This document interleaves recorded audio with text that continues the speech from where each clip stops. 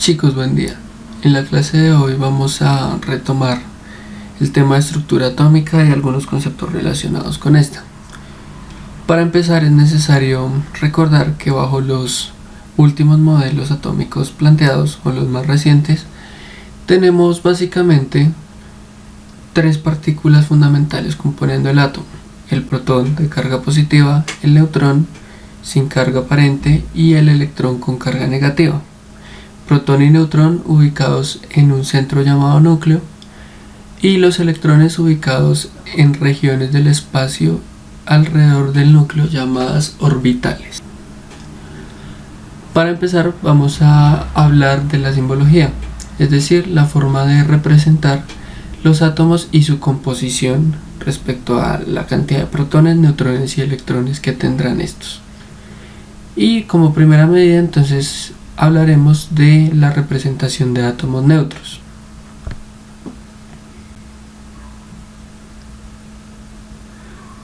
Un átomo neutro es un átomo que no ha perdido o ganado electrones respecto a su estado basal, es decir, que tiene la misma cantidad de protones en el núcleo que electrones en todos sus orbitales, y por tanto su carga neta será cero.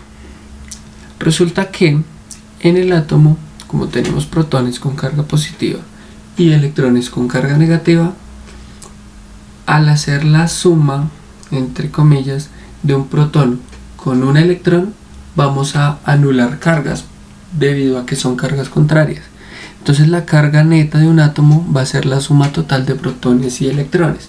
Es decir, si tengo 10 protones positivos, los voy a anular con la misma cantidad de electrones que tienen carga negativa, es decir, con 10. Entonces, para que la carga neta de un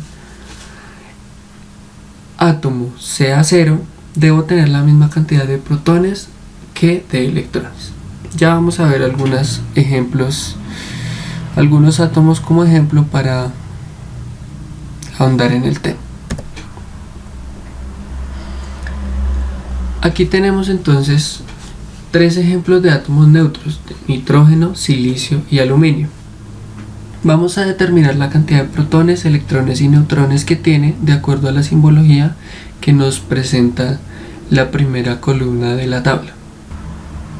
Para el caso del nitrógeno, entonces tendremos como número atómico 7. Recordemos que el número atómico representa la cantidad de protones en el núcleo del átomo.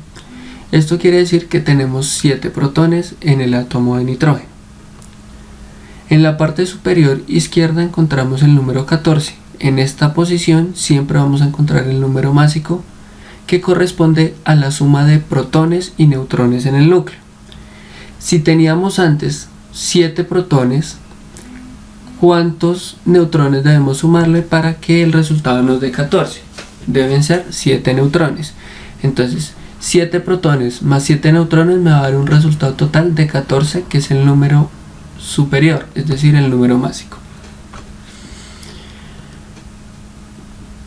Estos tres átomos son átomos neutros, es decir, van a tener carga neta cero. ¿Cómo sé que la carga neta es cero? Porque en esta parte, me voy acá, en la parte superior derecha no hay ningún símbolo, o si lo hay será un número cero.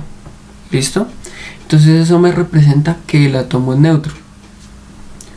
Como el átomo es neutro, entonces tendré la misma cantidad de protones con carga positiva a la misma cantidad de electrones que tienen carga negativa. En este caso entonces tendré 7 electrones y 7 protones. Vamos a desarrollar el segundo ejercicio. Tenemos silicio 26. En el silicio 26 entonces tenemos número másico 14. El número másico me representa la cantidad de protones, por tanto tendré 14 protones. Ahora, la cantidad de electrones. Acá nuevamente no tengo ningún símbolo acá en la parte superior derecha, por tanto la cantidad de protones será la misma cantidad de electrones, 14.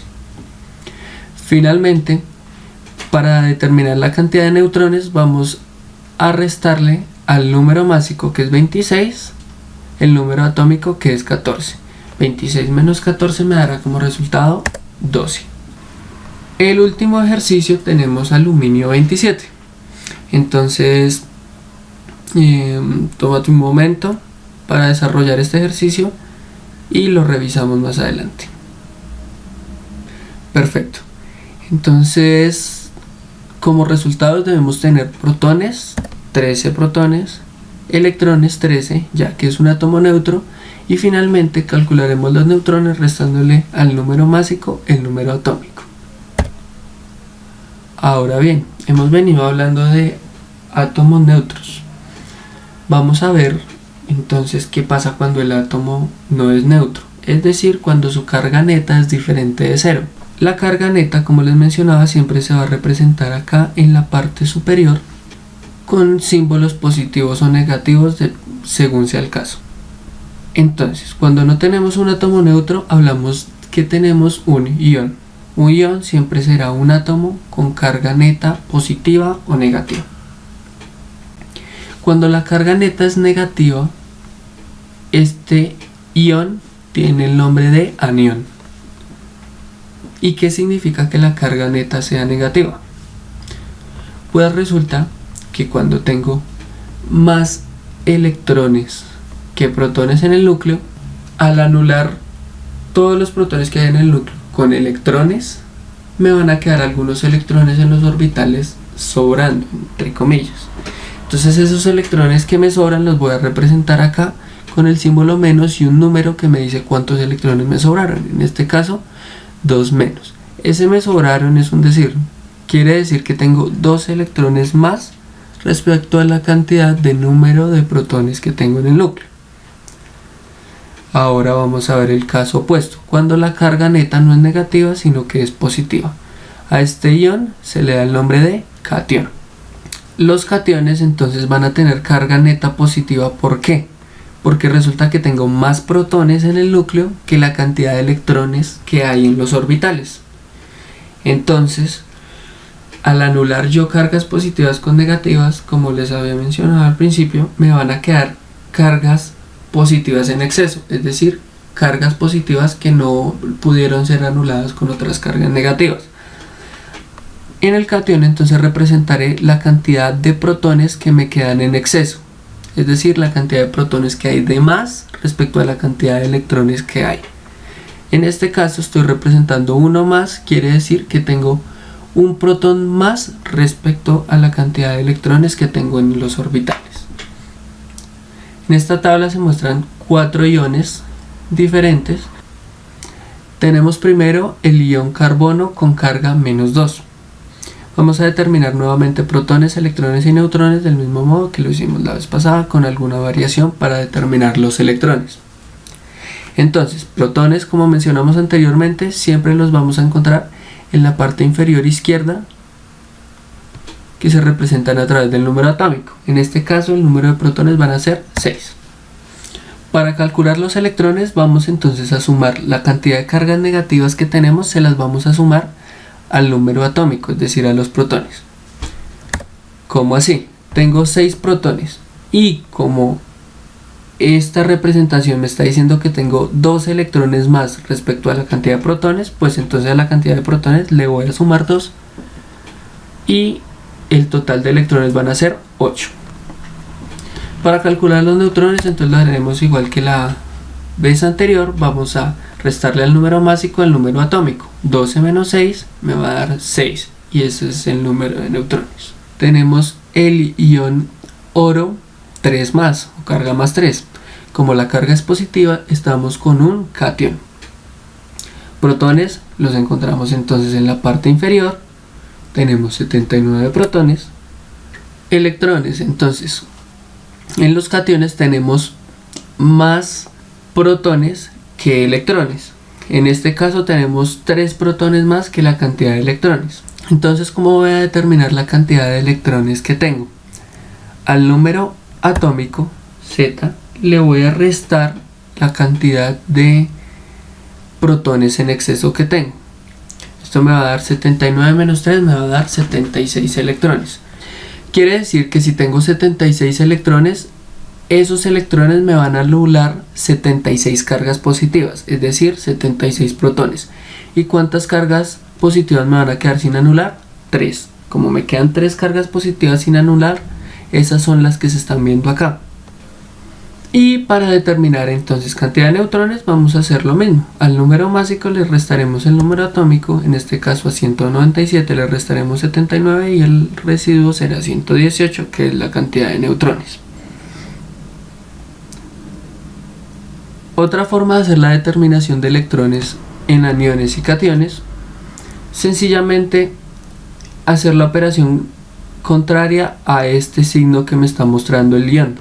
Entonces, como me está mostrando un signo negativo, voy a sumarle esa cantidad de cargas que tengo, 2.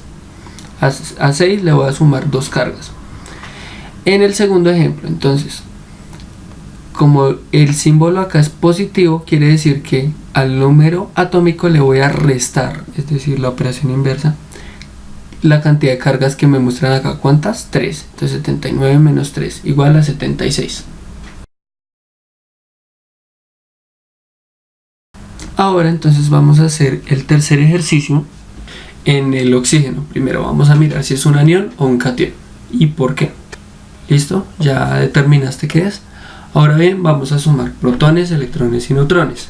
Entonces tómate tu tiempo y calcula los protones, electrones y neutrones basado en la explicación anterior y con los ejemplos ya vistos. Muy bien, entonces tenemos 8 protones representados en el número atómico. Tenemos 10 electrones, haciendo la operación contraria al símbolo que se muestra allí. Entonces 8 más 2, 10, significa que tengo 2 electrones en exceso respecto a la cantidad de protones que hay en el núcleo. Y finalmente los neutrones, número másico menos número atómico, nos da resultado 8. Siguiente ejemplo. Entonces, primero determina si es anión o catión y por qué. Y segundo, calcula protones, electrones y neutrones. Muy bien, entonces los resultados deben ser los siguientes: protones 13, electrones 10 y neutrones 14. Siguiendo con esto, entonces ahora vamos a hablar un poco de la configuración electrónica, es decir, cómo se distribuyen todos los electrones que tiene un átomo en los diferentes orbitales que tiene ese átomo. Recordemos que los electrones están distribuidos en diferentes orbitales, es decir, en diferentes regiones espaciales. Cada una de estas regiones tiene una cantidad de energía específica. De acuerdo a esto, entonces tenemos niveles de energía desde 1, 2, 3 y en niveles ascendentes. Además, estas regiones del espacio o estos orbitales tienen diferentes formas que se representan a través del subnivel o letra S, P, T o F.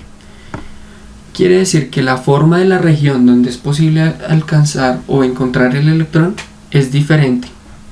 Tendrá una forma si es S, que es esférica, y tendrá otra forma si es P, tendrá otra forma si el orbital es D y tendrá otra forma si el orbital es F.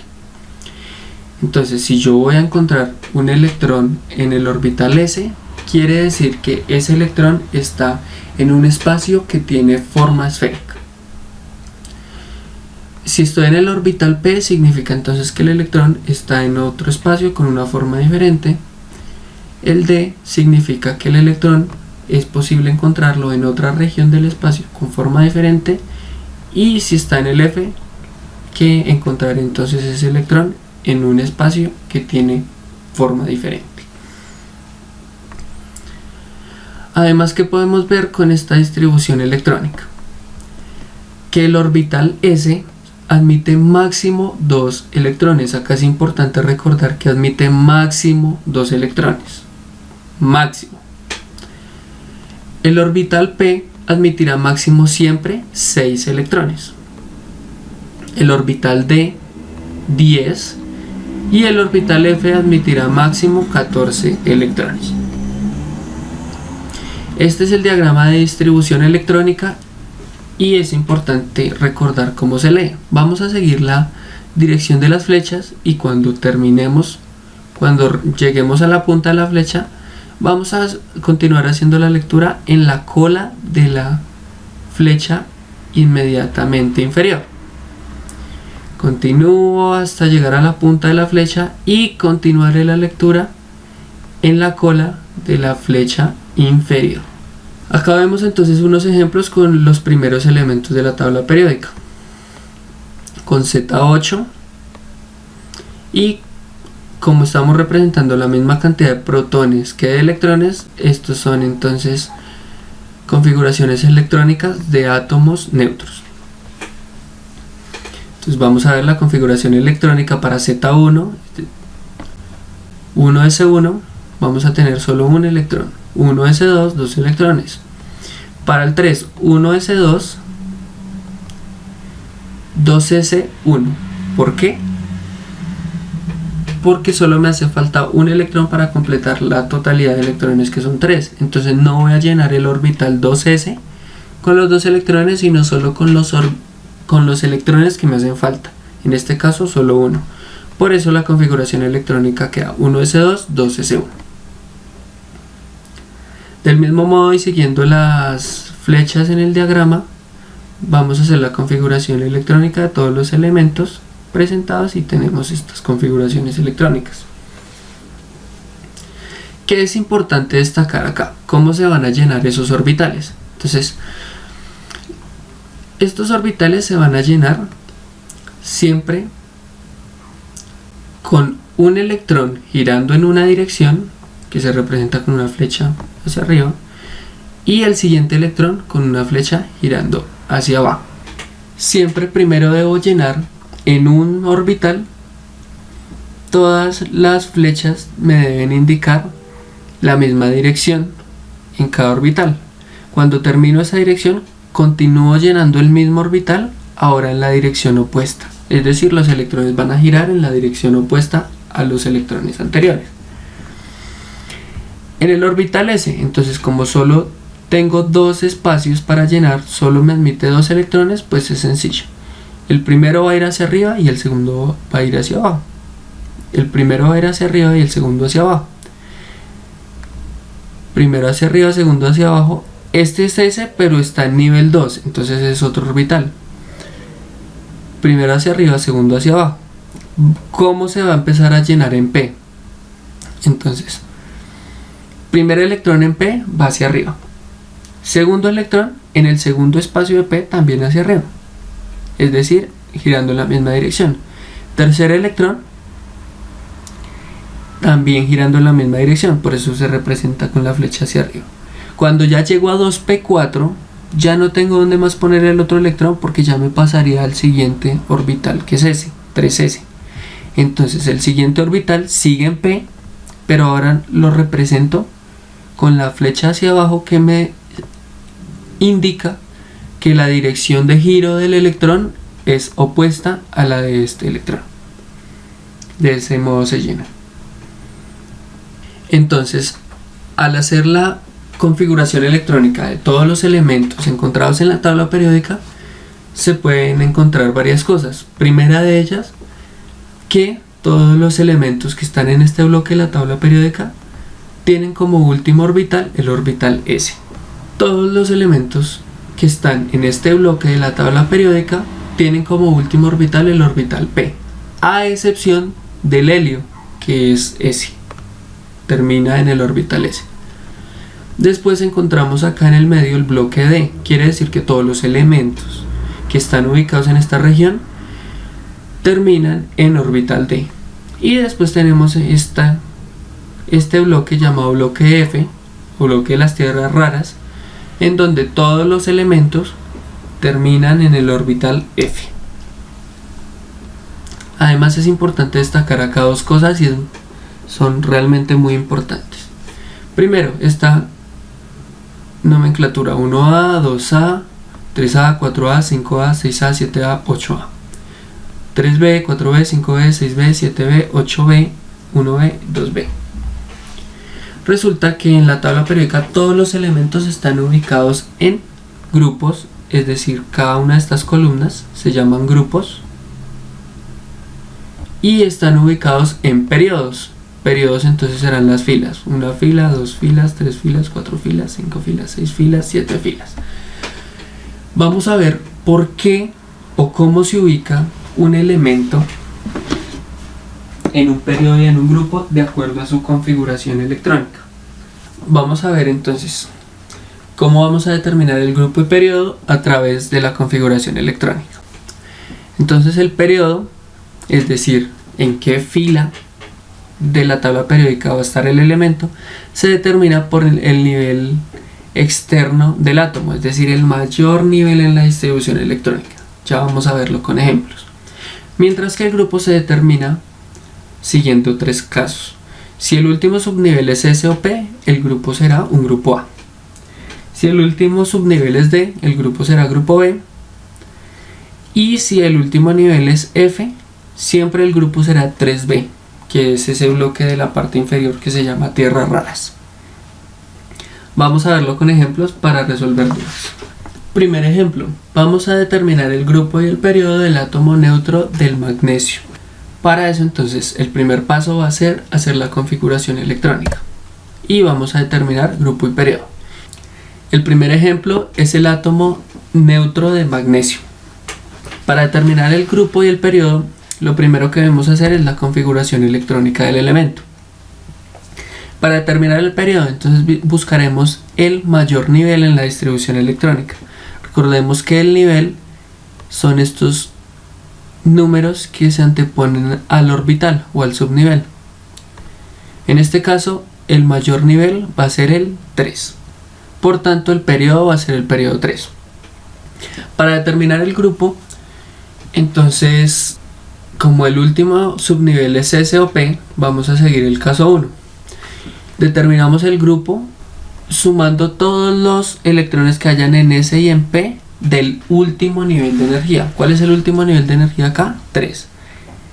No hay ningún otro en 3, entonces los únicos electrones que vamos a tener en cuenta son estos dos. Quiere decir que el grupo en este caso va a ser 2A, periodo 3, nivel mayor de energía, periodo 3, nivel mayor de energía, grupo 2, porque en el mayor nivel de energía, que es 3, solo encontramos 2 electrones. Siguiente ejemplo. Tenemos ahora el criptón de número atómico 36 y su configuración electrónica respectiva. Para determinar el periodo, entonces vamos a buscar cuál es el mayor nivel energético. Encontramos que es el nivel 4. Para determinar el grupo, entonces seguimos en el caso 1 porque su último subnivel es S o es P. Para determinar el grupo, entonces vamos a sumar todos los S y P que hay en ese nivel de energía, en el nivel 4. Entonces en el nivel 4 tenemos este y tenemos este. Entonces, ¿cuántos electrones tenemos en ese nivel 4 de energía?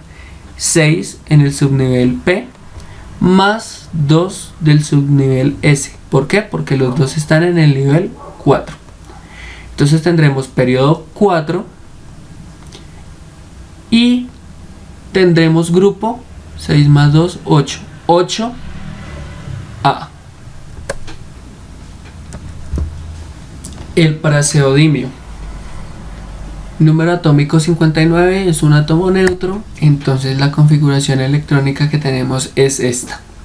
Para determinar el periodo, entonces buscamos cuál es el nivel de energía mayor, en este caso es 6, entonces el periodo será 6.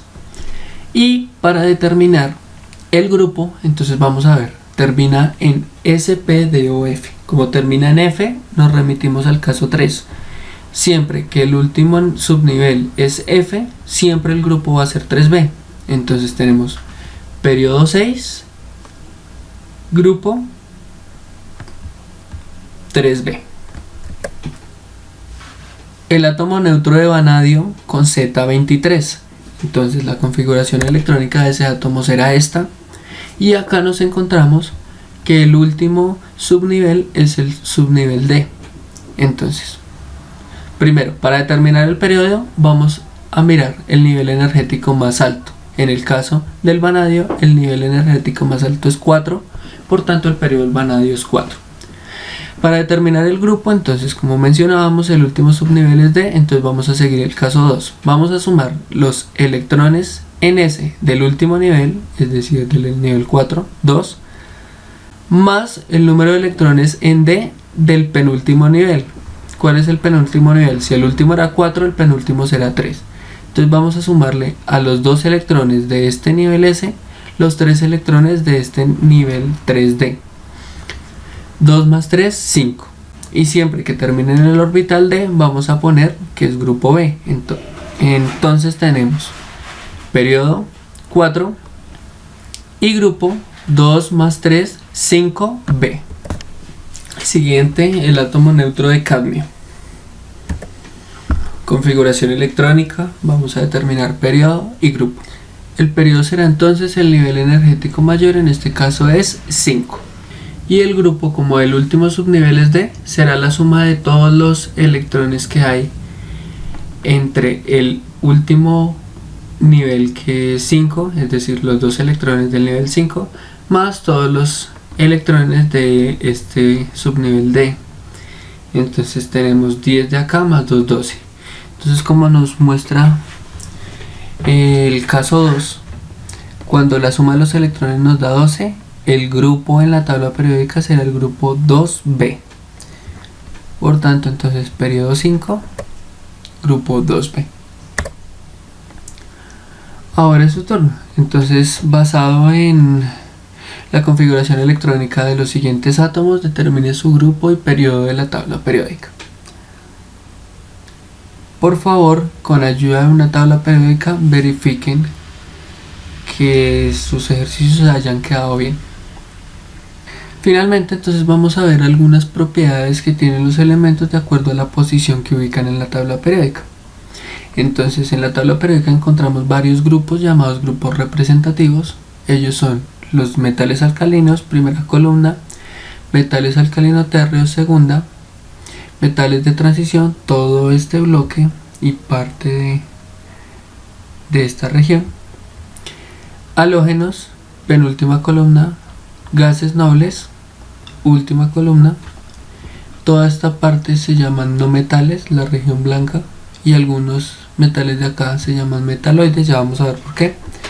Y este bloque de acá abajo se llama tierras raras o lantánidos y actínidos. Respecto al hidrógeno, el hidrógeno lo encontramos acá en la primera posición, está ubicado allí porque solo tiene un electrón en su último nivel de energía, sin embargo tiene un comportamiento muy diferente a todos los demás metales. Se encuentra en estado gaseoso, es muy electronegativo y por tanto tiende a formar cationes. Y además reacciona fácilmente con el oxígeno, con el mismo hidrógeno para formar moléculas de H2 y también con los halógenos, es decir, con esta columna de acá, perdón. Los metales, bien sean alcalinos o alcalino-térreos, tienen como características generales que son buenos conductores de la electricidad y el calor, resistentes y duros, brillantes cuando se frotan al corte, son maleables, eso quiere decir que se pueden convertir fácilmente en láminas, son dúctiles, es decir, que se pueden transformar fácilmente en hilos, tienen altos puntos de fusión y ebullición, densidades altas, algunos de ellos son atraídos por imanes y tienen tendencia a formar cationes, es decir, a perder electrones y quedar con carga positiva. Los no metales, entonces los no metales tienen como propiedades generales que son malos conductores de la electricidad y del calor, son poco resistentes y se desgastan con facilidad, no reflejan la luz, son frágiles, es decir, que se rompen con facilidad, tienen baja densidad, no son atraídos ninguno de ellos por imanes y tienen tendencia a formar iones negativos, es decir, aniones. Los halógenos, penúltima columna, de izquierda a derecha, tienen fuerte tendencia a ganar un electrón, por eso es que son muy reactivos con el hidrógeno, porque el hidrógeno tiende a perder un electrón, entonces ellos que necesitan un electrón lo ganan. Forman compuestos diatómicos con ellos mismos, es decir, dos átomos de ese mismo elemento se enlazan. Son altamente oxidantes, son no metálicos, aunque algunos pueden tener algunas propiedades similares a los metales. Flúor, cloro son gases, bromo es líquido y yodo es sólido. Son tóxicos y tienen un olor característico y además son poco abundantes en la naturaleza. Los gases nobles, que son la última columna, tienen como característica fundamental que son inertes, es decir, que no reaccionan con ningún elemento ni forma de iones. Esas son las generalidades respecto a la estructura atómica, espero haya quedado claro. Cualquier duda, entonces nos comunicamos a través de este canal o en clase. Gracias.